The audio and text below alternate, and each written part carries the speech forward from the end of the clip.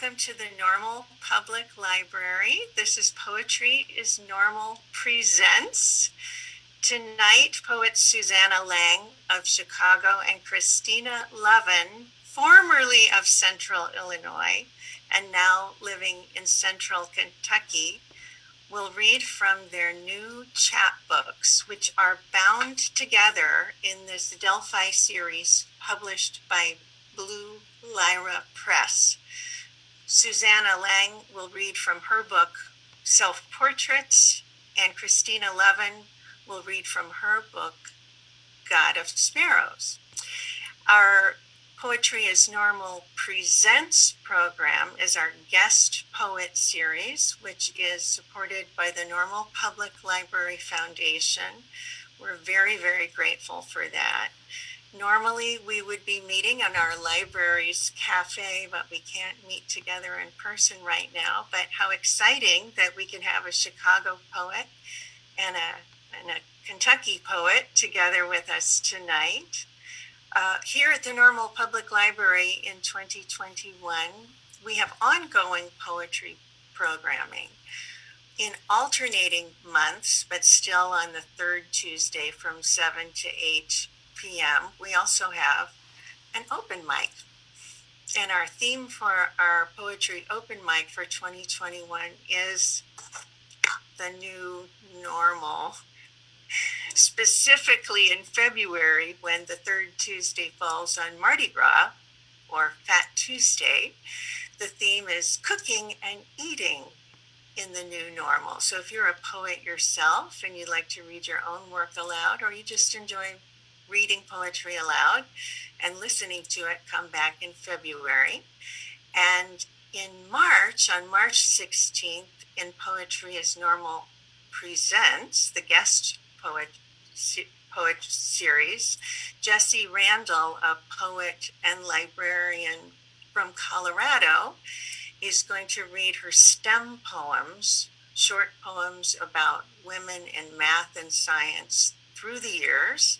March is Women's History Month, and so her poems and a little talk she'll give about it will be very pertinent. But we're delighted tonight to have Susanna Lang and Christina Lovin with us to read from their brand new chapbooks, amazingly bound together with a third chapbook in this wonderful series. Susanna Lang will read first. Self-Portraits just came out in October of 2020 with Blue Lyra Press. Susanna has published other collections of poems, recently travel notes from the River Styx with Terrapin Books. She's also a translator of poetry and has new work coming out this year. And she lives and teaches in Chicago. Susanna Lang, it's all yours. Thank you, Kathleen. It's always a pleasure to be with you. And thank you also for the review you've posted on Escape to Life of this collection. It's a pleasure to be with everyone tonight in this dark winter, and thank you so much for being with us. These poems were written a while ago, but I find myself going back to ekphrasis, which is poetry in response to the arts, which I understand broadly, not just as visual arts, which is where ekphrasis started. Because I find it takes me out of myself. My cat, I'm sorry, really enjoys being on Zoom calls. And I need that. I need to be taken out of the four walls of my house and the constrictions of my own mind at this moment where I'm stuck inside and worrying about lots of things, as we all are. And I need to be allowed to travel more widely. And I can do it through the arts, even if it's virtual. So I'm going back in my current work to a lot of ekphrastic poetry. These particular poems began when I was in a residency in North Georgia at Hambridge, where for 1 week, I was there for 2 weeks, but for 1 week it was all women. And so we ended up talking about what is it like to be a woman artist, a woman writer in the world. And it's still true that we are less published, less included in galleries and museums, less reviewed in both settings. And so those conversations led to ekphrastic poems which are exclusively focused on women in the arts. So this first one I'm going to read is a literary artist. It's a friend of mine, Helen Dagan Cohen, a Holocaust survivor who died in 2015. And this is called Terra Incognita, Unknown Land, the designation on old maps for where they really didn't know how to map it. It starts with an epigraph from one of Helen's poems. And I'm generating, oh my babies by the millions, where will you all sleep? It's like when one of the dragons who patrol the edges of the known world breaches beside the ship we did not know we were sailing, water spraying off its scales, or when a long-forgotten word swims into our brain and finds its exact spot in an ongoing sentence, though we're not sure we ever learned it. We make things, as if we'd suddenly remembered their flickering images projected on the walls of a cave, but we never entered the cave. Some of those things we make inhabit our bodies, then learn how to breathe on their own. Some glow in the dark, poisoning our blood, or they open the door into rooms that were not here before. They sing our mother's songs, wring themselves out like a mop, like the brain stem, that deeply embedded. The urge to put things together like red and blue Legos, to make something not in the instructions that came with the box.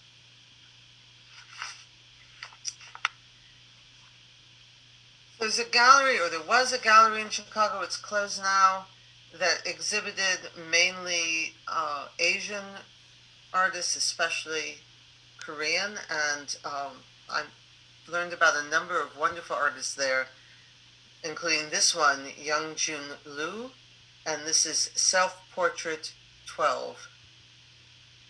They stand close together, these robes that do not clothe bodies, hems and yokes embroidered with delicate vines.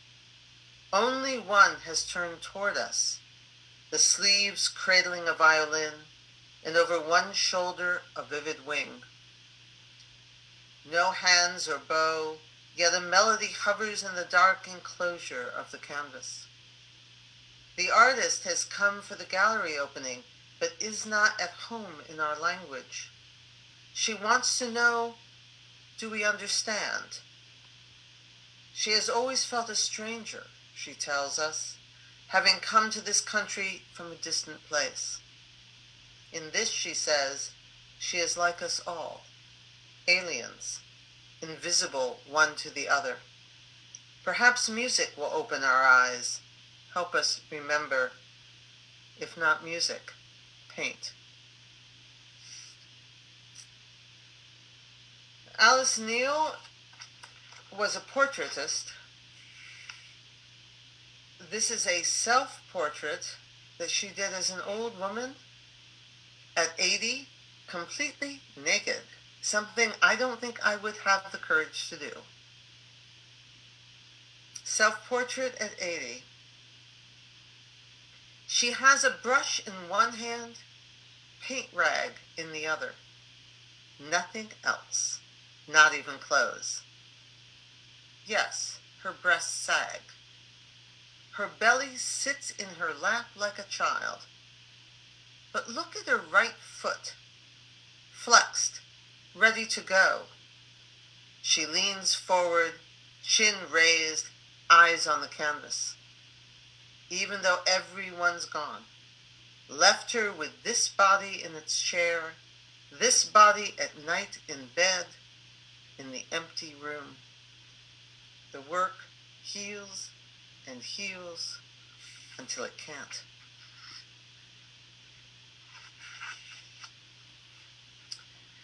Ladanya, you can look her up on Facebook, is the best place.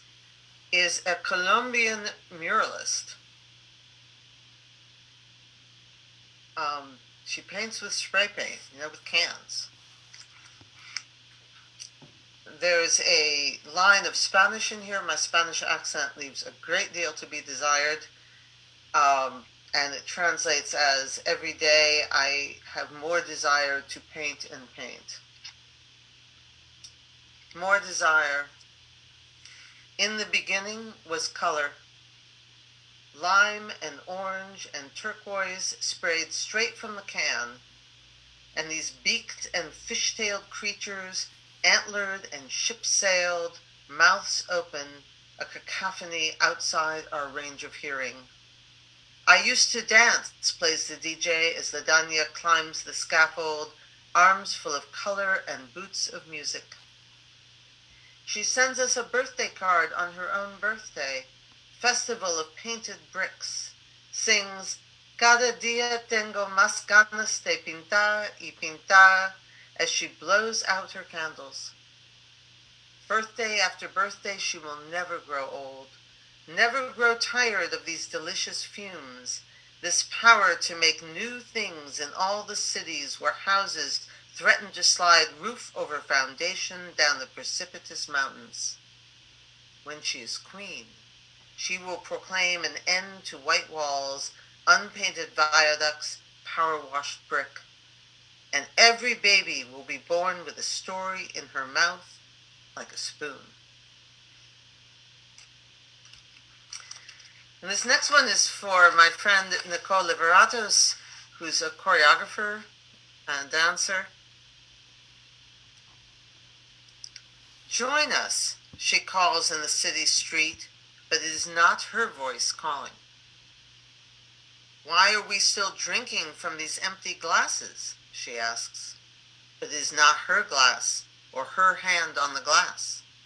Not her mouth, not her throat parched for water. Have we even looked for the key that opens these doors? She wants to know. But she is not the one who flings her body against their unyielding locks. Not the one dressed in red who turns himself upside down and walks himself around like a pinwheel till he is right side up again, but still not through. She does not reach for the one bleached shirt after another, does not run full speed into any wall. But she is the one who lined these bodies up like words in a well-constructed sentence, set them in motion like animated portraits. And that might be me, who cannot get comfortable in the red plush chair, who will not turn the page to write a new story.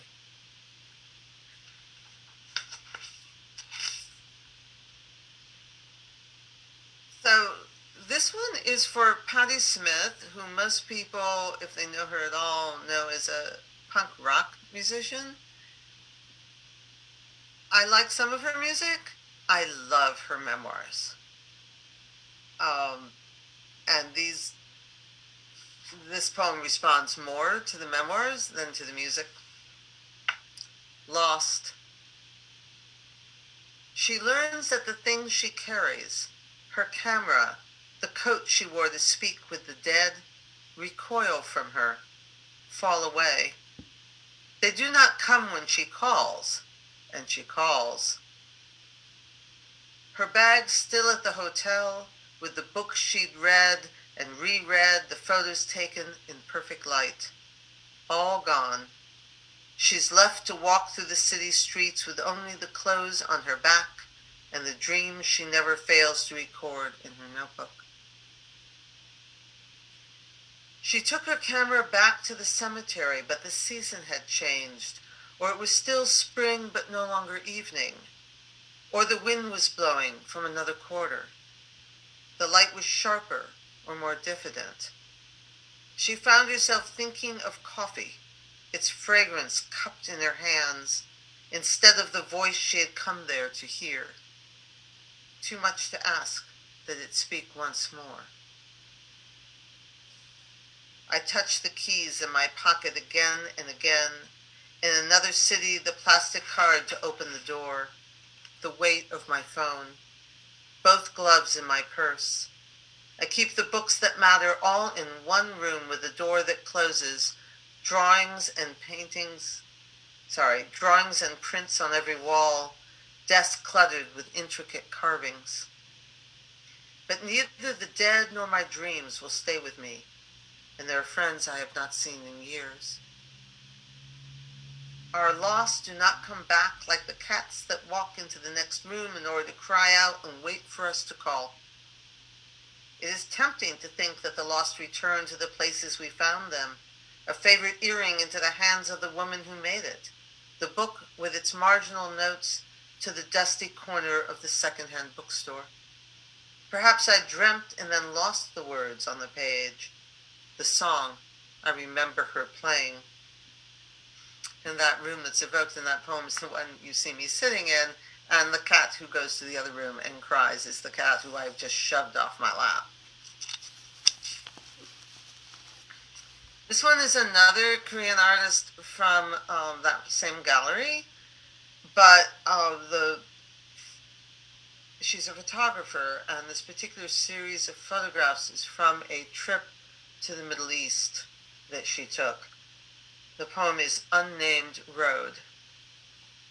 Not only the road wanders without a name, the shrouded woman climbing the steps beside the road, and the man who, arms akimbo, walks through another frame where a low walk marks the edge of the road. And then a child sitting alone, unprotected, perhaps an abandoned truck without a license. But for most of its length, the road has been stripped of everything but its own surface, shining a little in the black and white light of what has happened and happened again. In these unresolved angers and inexcusable lapses. Here a doorway, outlined but unopened.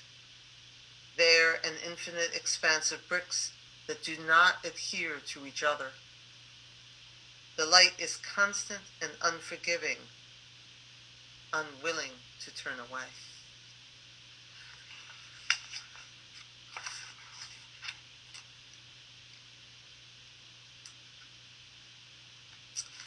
So some of the artists I wrote about are from a long time ago, and especially women who were really pioneers in gaining recognition before women were expected to be artists. And this one is Sofiniswa Anguissola, and I'm sure I'm destroying that name, was an artist in the Spanish court, though she was not Spanish. I believe she was Italian. And this is a self-portrait from 1620. This was after she had left the court. She knew the nearness of her own death by the lengthening of her nose in each successive self-portrait, the draining of color from her cheeks and hair. In this late work, her hands are emptied of tools, spinet, and books, unmarked by paint or the splattering of glue she'd boiled to prepare the canvas. One hand tucked into her skirt, the other quiet on the arm of a wooden chair. She still meets our eyes, lips a thinner line than in earlier years, when she might not have been as young as she made herself appear. She's not resigned, not ready to go, despite the mourning drape of her robe, the simplicity of her headdress and impoverished cuffs. Her age gleams against the flat dark behind her. She meets her own gaze as easily as ours.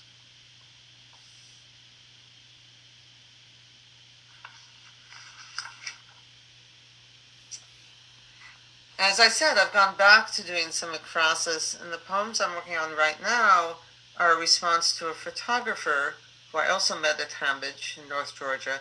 Her name is Nancy Marshall.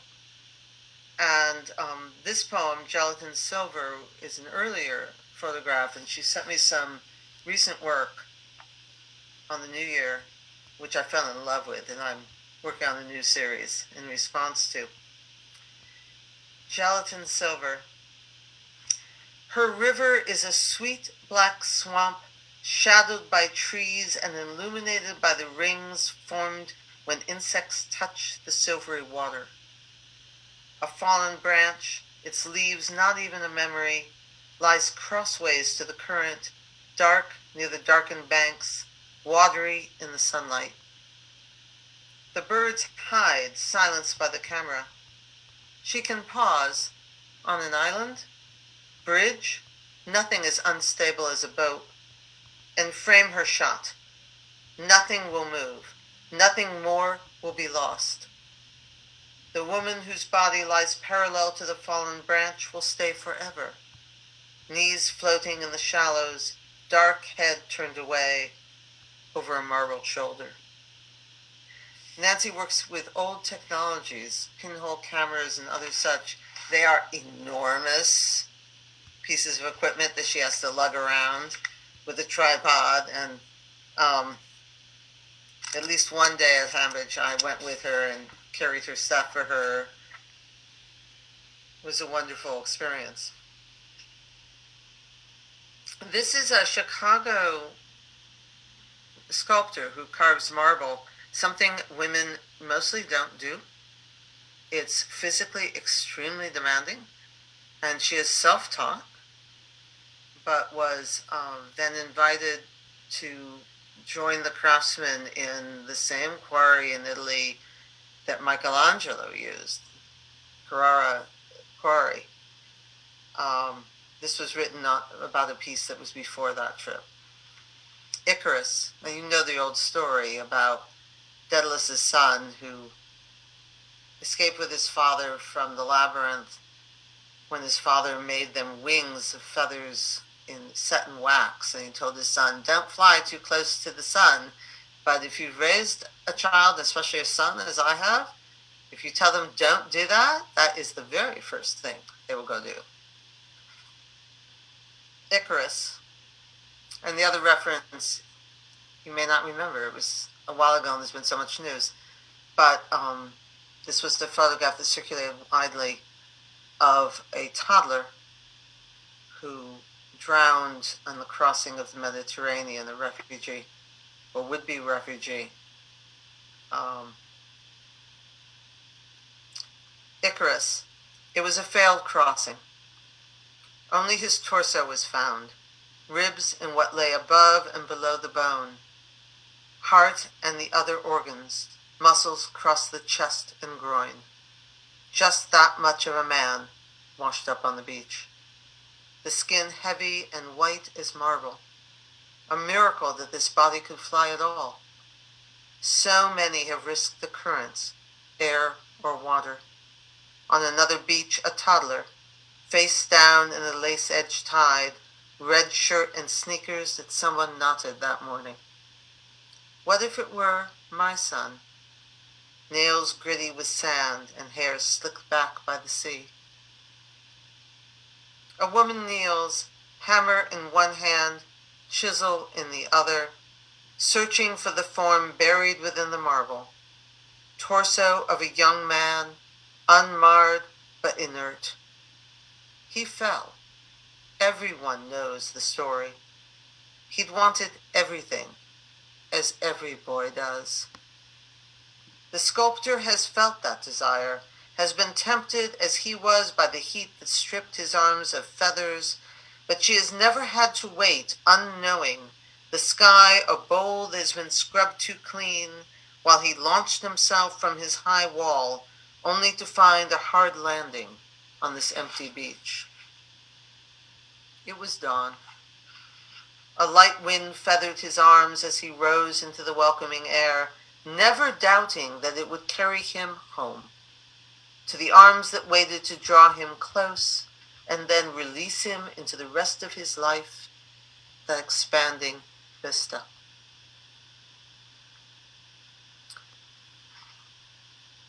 I'm going to do just a few more. This one also has boys in it. It's another Chicago artist, a painter, Ann Worthing. Studio visit, New work. If you hold earth in your hands, a clod of dirt from where you dug in the garden, It will crumble to dust. Light scatters in the late afternoon, becomes branches, leaves, a boy's skinned knee.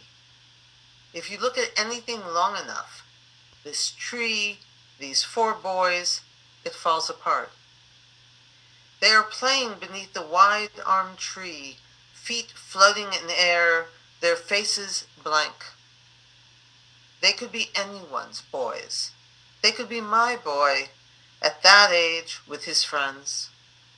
They could be light refracted into color.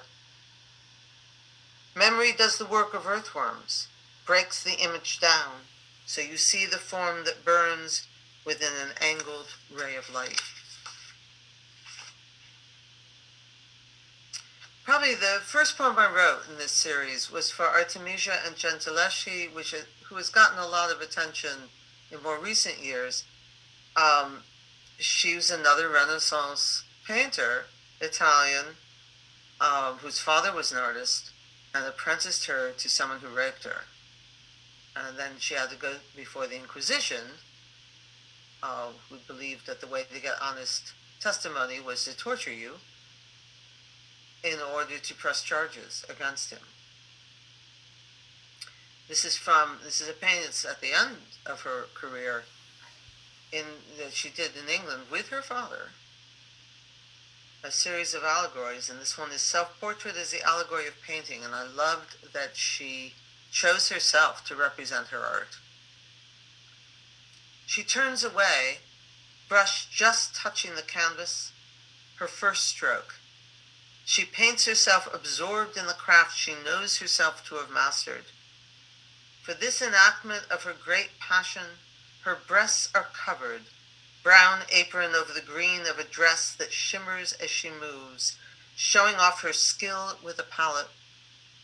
The good light of a well-placed window gleams on her cheek and brow, her forearm, the sleeve pushed up to the elbow like any worker.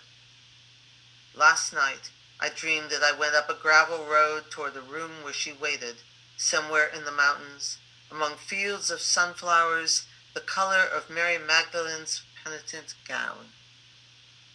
In the dream we spoke neither English nor Italian. When I look in the mirror, she is there. I think I'll stop there. And again, thank you to Kathleen and the Normal Public Library, and thank you to all of you for choosing to spend this evening with poetry and with us. Thank Christina. you, Susanna.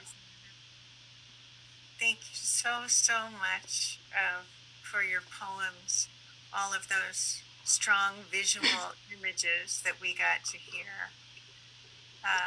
And now Christina Lovin will be reading from her new chapbook, God of Sparrows, Bound Together. She's an award-winning poet who has, she's had her work in over 100 literary journals and anthologies here in the U.S. and abroad. She's published several collections of poems. As I said before, she comes from Illinois, but is now living and teaching in Kentucky. And Christina, I hope you'll tell us anything else about yourself and your work and to know while you read us your poems. Thank you so much. Well, first of all, I want to thank, I'm happy to be reading with Susanna again. This is the second time, I believe. We read one other time together, and I'm always enthralled by her poems about these female artists. And John, thank you for your part in this. And Kathleen, you are such a champion of poets, not just your own poetry, but you really lift us up. And I think it was about 20 years ago when I met you. There used to be a poetry group that met at the library, I believe. In the community room, the Rhino Poetry Workshop. Yes. Right. And I came sometime, and then I ended up moving to North Carolina, and then I moved to Kentucky. So it's been a while, but I remember those days. Even though I live in Kentucky now, I'm still Illinoisan at heart, and I'm from Galesburg originally. me. I'm one of the other Swedes besides Carl Sandburg. I'm only half Swede, but he was 100%. When I decided what to read from the Delphi series from God of Sparrows, I realized that several of the poems in here are set in Illinois. So I decided those are the ones I'm going to read from God of Sparrows. And then I'm going to read a rather long poem closer to the end, and then 2 other poems from my first book of poetry, A Stirring in the Dark. And because this was my first book of poetry, of course, a lot of the poems in that were from Illinois, too. You tend to write about home a lot. So I'm going to start. Let me pull up my... you can't see what I'm doing here. There we go. I have everything on the screen here, so I can't see anyone now, but hopefully you can still see me. And I understand that there was a big ice storm just recently in central Illinois, so I'm going to start with my take on an ice storm when I would say maybe about 10 years ago in Kentucky, and it was a pretty bad one. Ice storm. The snow came first, and then the rain.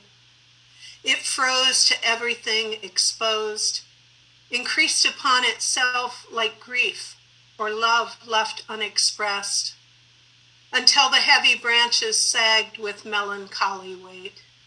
Some crashed to earth, some fingered eaves and cars. Electric lines drew gentle arcs of flight across the frozen air. After all that's broken breaks, when men with saw and axe prevail upon the shattered places, the sun comes back like robins to the north in spring, a flicker here, then full-on flocks of light that land in trees and fields. But at the outskirts of the town, a lumbering line.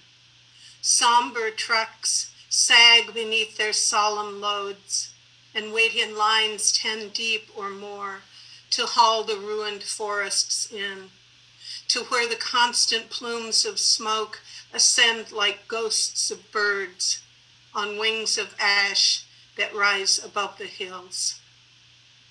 So the next poem I'm going to read is Five Hawk Day. And if you don't live there, you might not recognize this area, but the strip of Interstate 74 between Bloomington and Peoria, and then Peoria and Galesburg, I've always seen lots and lots of hawks there. I believe the most I saw in one day was 18. But sometimes you don't see as many, sometimes a dozen, sometimes a few. And the title of this poem is Five Hawk Day.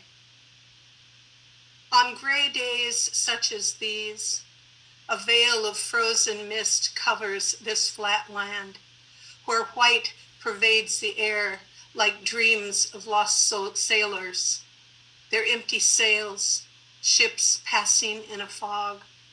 Small towns appear, then are gone, like so many vanished hopes. Bright days, a dozen or more feathered shamans, signs or fences grasped like opportunities about to slip away, when only those bent on good or bad are about. Just 2 or 3 raptors watch this stretch of frozen road. They come and wait beside the rimed roadways, perched on wire and fence, like wisdom in a land of wandering fools. Talons of ice gripping frigid metal with some cold patience my frantic hours could use. But today it is a 5 hawk day. 2 red tails a mile apart, a kestrel hovering above an icy ditch.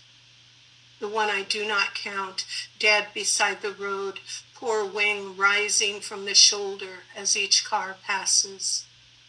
A pair of osprey near the river. They disappear into the clouds above, then plunge, indifferent, into the bitter water below.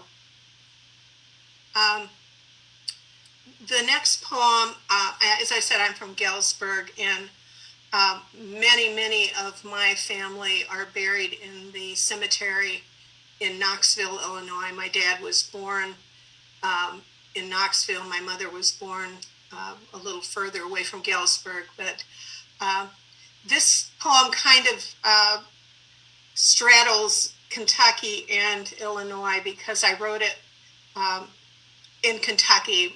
The first line is in my office at the university. And by the way, that's where I am right now. That's why it looks so austere here. But it's also about some of my brothers who are buried in Knoxville. The title is 11, 11, 11. In my office at the university, another day of grading student papers and catching up with emails. When I hear the dreadful beat of a funeral drum, 3 thunderous raps like the last heartbeats of some dying giant. From somewhere, the sound of taps begins playing, and I remember the last time I heard it, that bright, cool day in April in Illinois, as we lay Philip next to Robert, 2 plots down from Kent, each gravestone bearing the name of a different war. I remember what day it is. I remember my brothers, the 3 of them lying close now in cold sleep, as they did as children on winter nights in a chill house, back when their address was the same as it is now, 2nd Avenue, Knoxville Cemetery, as if the dead need an FPO. Outside my office window, I see the flag, and below the crowd, many dressed in black. Their heads are bowed. I press my face against the glass and weep. Sobbing, the bagpipe begins to play Amazing Grace, emptying itself again and again and again. And also in that same cemetery, my father's mother is buried there, and I'm named after her. This poem appeared on a blog or an anthology that was something about my name. I believe that was the title of it. And this is how that idea came from me. Grave.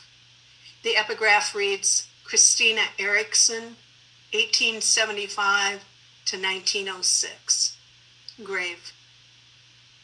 Christina was her name as well as mine. We never met, but yet I carry her Nordic blood, her dark hair and hazel eyes. She gave her life, giving my father his. 1906, midwife with dirty hands, 7 days in August, and she was gone. Did she ever hold his tiny body to her poisonous breast, her own body a gate slammed shut, become a rankling wound? That loss defined him for nearly 90 years. Rootless soul, still yearning for that family tree, one branch severed at the decaying trunk. A pain passed down in DNA, we're told today. Now mine, as I regard her grave. My name incised there, first and last. And then the last poem from God of Sparrows I'm going to read is What Doesn't Kill You. Ironically, this poem is about Ebola. The epigraph reads, Louisville, Kentucky, a Kentucky company used local tobacco to help produce an experimental serum to fight Ebola. Well, there has been some talk of that same serum being effective against COVID. So I guess not only what doesn't kill you, but what comes around again. What doesn't kill you. Drive down any road here and you'll see it. Row upon row of green, pale in the spring, then darker as the seasons make their change through summer's heat and storm. Into the fall, when what was vibrant fades to golden hues. Then stripped, staked, and crucified in the fields. Slouching to leather, tanned soft as the skin of chamois, hung to dry in the rafters of black barns, their doors open like the mouths of the cancerous dead and dying. Now a world away, another death, Ebola. What doesn't kill you and all that, right? The key to saving lives seems now to lie in the contagion that destroys 5 million others every year. It's that time again. Here, strips of brown tobacco leaves blow loose along the narrow country roads. They writhe and slither like Eden's serpent, whispering, "You will certainly not die." Let me check the time. I'm going to read, this is a sonnet crown. This was my first poem of any regard, I guess I should say, and it came about from a poetry prompt to write about something that happened before I was born. And I chose the sonnet crown, which is 7 interconnecting sonnets, because it can easily go, flow between time and space, and does not necessarily need to be a linear narrative, and this certainly is not. Again, I grew up in Knox County, where there's a lot of strip mining. I lived in Fulton County, Illinois for a while, where there's a lot of strip mining. So I'm very familiar with strip mining and the damage that it does. Coal country. What I can't remember and what I can. My mother washing coal dust from the necks of mason jars filled with last summer's jams and vegetables, their lids and rings black with grit, contents obscured, then visible beneath the touch of a damp flannel rag she wiped across hand-printed labels, then dipped again into an enamel pan where gray water settled from suds to silt. These cloths were always discarded, never used for dishes again, deemed unfit for the kitchen. 50 years are over now. I've known sullied cloth and family, how some stains never wash out completely. Some stains never wash out completely, but my mother's mother, Mary, would scrub worn camisas for the soiled but neatly oiled and pompadoured Mexican railroad tie men who came to coal country laying the wooden ties 2,000 to the mile. Boiled in lye, bleach in the wash, and bluing in the rinse, the shirts emerged starkly white and innocent as angels. But these iron horsemen of the apocalypse, bearing spikes and crosses for coal and cattle, carried pestilence with them in that spring of early losses. My grandfather dead of flu in 17, not knowing the damage that would be done. Not knowing the damage that could be done, we swam in the bright green lake of caustic water. We thought it daring fun to plunge beneath the foamy surface, opalescent with chemicals that oozed unseen from dull slag heaps, gray hillocks of thick detritus left from the processing of newly mined coal. Knox County was blessed with bituminous veins, cursed with the scars of its retrieval. By the 60s, production had slowed down to a handful of mines that were viable, the older underground shafts abandoned, while strip mining left the once lush landscape stark. Rusted hoppers spilled coal beside old tracks. Railroad hoppers spilled coal beside new tracks as my mother, at 10, scurried along the crisply gravelled rail bed, packing sacks of burlap with the fuel that had fallen from overfilled cars. On her lucky days, the bags grew heavy quickly, and no snow fell across the hills or ankle deep lay filling up the trackside ditches below, where the tiny tank town of Appleton, Illinois, lay crammed into the valley. And sometimes when the weak winter sun grew thin as gruel from a caboose galley, kind wind-burned men climbed atop the coal cars, and the black heat was gently handed down to her. This was how the black heat was handled.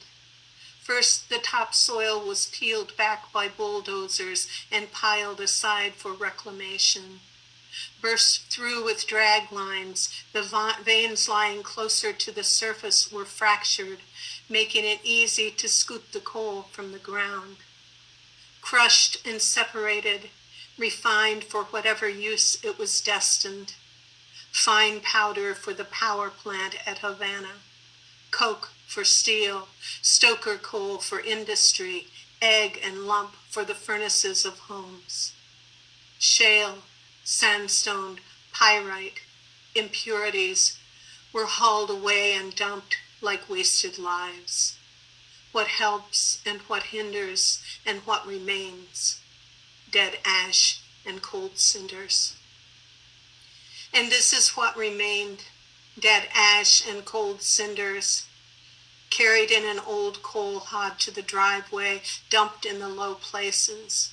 Rusty clinkers of stony matter fused together by the great heat of what warmed our little home on sharp winter mornings.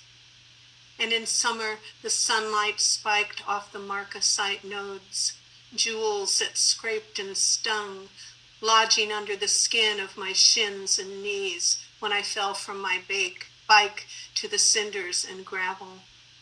White scars remain to remind and foretell the last delivery truck of T.O. Miles, shadows filling empty corners of the coal room, one small high window like a square halo.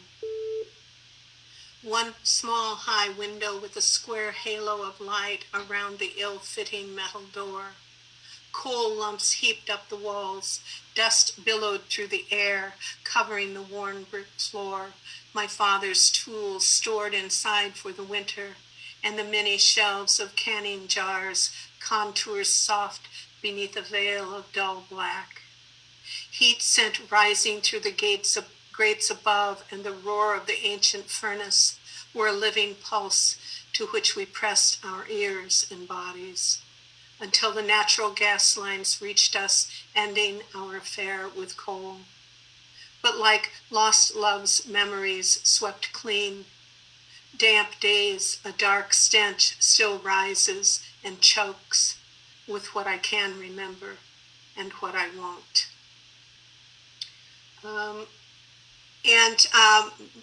This next part, one of the first things I learned about when I moved to Kentucky in 2003 was the practice of mountaintop removal mining. I was familiar with strip mining, but mountaintop removal mining is so much worse. Basically, the top is blown off of the mountains, and all the overburden is all the stuff that nobody wants. It's scraped into the ravines and the valleys and causes all kinds of ecological issues. And this poem came from an anthology titled Missing Mountains. We went to the mountaintop and it wasn't there. The title is Overburden, with lines from Miloš.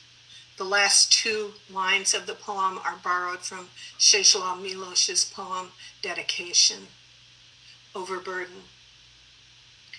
We learn slowly, we humans, overburdened with lessons taught, forgotten, taught again in the forgetting, until the lesson becomes mere memory of diminishing returns.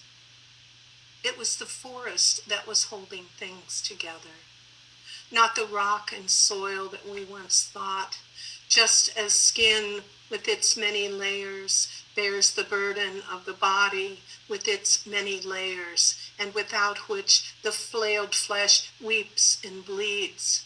Sinew fails, bones part and lean to aspects of prayer, part and fall to groveling, then dust. Try putting the undone body, felled and split, back together. Shove the outside in and try to give it life as if those disparate parts belong. There is a saying, or there should be. Treat the earth as you would your own body, for it is your own body, nowhere less necessary, nowhere less precious than the rest. Tree, stream, stone, steep, least weed. This is my body broken for you. Tree, stream, stone, steep, least weed. Spring beauty, fairy bells, squaw root, pennywort, vetch, thistle, false rue.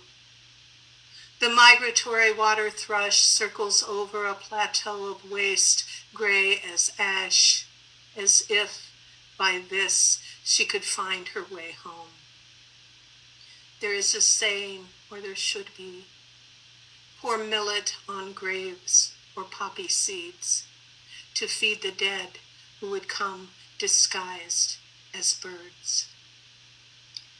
And I'm going to end with this last poem. We've all been through a lot in our country, regardless of your politics or, everybody's been through a lot. This poem was written on the anniversary of 9/11, on the first anniversary, so September 11th, 2002.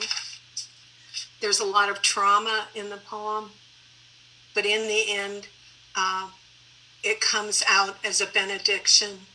And I hope that that's how you'll take it. And thank you very much for listening.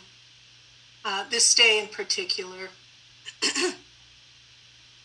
You mowed the mare's field yesterday because the sky was clear, the air dry, and would be so for days to come, or so the farmer's almanac had claimed. Today the baler swept the field of loosely mounded timothy and clover, swirling up and over, tidying the strewn field, leaving only stubble. I didn't cut the feet from off one rabbit, you say. I hear the echoes of your mother's hills in the modulation of your voice, as you tell me of the time a sucker snake was caught up, bound into a bale, dying there, and how the hay pressed around the rotting flesh would have decayed. So you spread and fed it fresh to mares and foals that leaned the fence beside the barn. You tell me that too many horses spoil attractive grass. Their droppings soil the hay, rendering it inedible and sour. You say there's a man you know who sheared the legs from off twin fawns. Hidden in the tall grass, startled to a run, they skittered from the tractor's wheels, only to meet the mower blade 8 feet to the side. How he didn't have a gun, but in plain sight of his grandsons, 7 and 5, he hammered the deer skulls to death's mercy. But today, not one rabbit, snake, or fawn, no small child to witness, only firm, fresh veils that wait to be unbound and split, to ease winter-hungry bellies of animals held stamping in their stalls or snowbound in the fields. And in that cold, the fragrance of September's grass will rise like prayer, and you will not remember this day in particular, just the rest that comes at the end of the sweat, these blameless bales towering to the haymow's rafters, the sacred smell of the living creatures, the blessed soil. Thank you. Thank you, Christina. I heard and felt that benediction at the end. Thank you, because there are still tears in my eyes from what you told us in that poem. Thank you so much. Thank you for those details of our geography and landscape here in Illinois, down to the birds. I was fascinated by the coincidence of the 1917 pandemic, having taken your grandfather, I think, and here we are again. So thank you for that. I find that I have a couple of questions for you too, and perhaps John Fisher will be finding some questions from our listeners at Facebook. So I think it would be fine for all of us to unmute now. I wanted to have you explain, Christina, for some of our listeners who might not have encountered the sonnet crown before, but we could hear how the last line of each shorter section becomes a first line of the next section. And you felt free to make some variations, is that right? Yeah, that's pretty typical anymore. It's, it's 2021. Yes, that's what happens to sonnets that are separate or the sonnet crown form of linked sonnets. It sounded very... I wrote one heroic crown sonnet.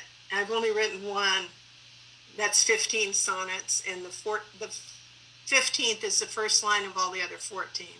So it truly becomes a full crown, a full circle. Yeah, amazing. Susanna, one thing I wanted to ask you about, the generosity of your poems that are self-portraits, poems that are inquiring into the art of so many female artists. There's another kind of generosity that you do. Would you tell us a little bit about your translation work? I don't know if that's generosity or self-indulgence. Oh. I started translating when I was a very young woman and I don't know how I fell into this, but I was translating Yves Bonnefoy, was at the time, he's now dead, the grand old man of French poetry. And how I had the audacity to ask or why he accepted, I don't know. And then, I got busy, right? And translation requires a lot of time, and I couldn't do it anymore. And I've gone back to it since I left full-time teaching. I'm now teaching part-time. And I'm working with two poets. One, they're both living in France, but neither was born in France. One woman was born in Lebanon. She's one of the Maronite Christians, Noad Salameh, and I have a book of her work in tribute to her birthplace, Baalbek, coming out later this year.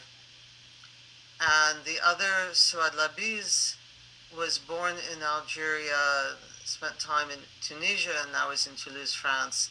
She's gay, and that's not an easy thing to be in the part of the world where she was born. Very different poets. Noad is despite being Lebanese, her poetry is really classical French. Whereas Souad is younger and more experimental in her poetry, lots of short, untitled poetry, both celebrating her identity, but also speaking to the issues of the Middle East. It's fun. And like the ekphrastic poetry, it gets me out of my own head. Yes. And I need that, particularly this year. Yeah. Well, thank you. John, do we have any questions or comments from our listeners? So thank you both. I really appreciate that I was able to attend tonight and that you both could read. I am personally very appreciative. There has been a lot of positive comments on Facebook, just a lot of people recognizing lines and typing them in, which is, I must say, an interesting experience. I will often attend the presentations here in the building, but online you can sort of comment along as the poet is reading. It's really a joy to see all those comments come in. No questions as of yet over here, but many Okay. positive comments. Thank you. Well, that's great. Thanks, John. So Susanna Lang and Christina Lovin, thank you so much for being with us here tonight for Poetry is Normal Presents. I encourage you, as well as any of our listeners, to come back and hear Jesse Randall in March 16th, same time, same place. And people who are poets themselves can certainly register for and join us in the Zoom room to read their own poems aloud in our Poetry Open Mic, February 16th. Christina, Susanna, thank you so much. Thank you, Bye-bye. Kathleen, and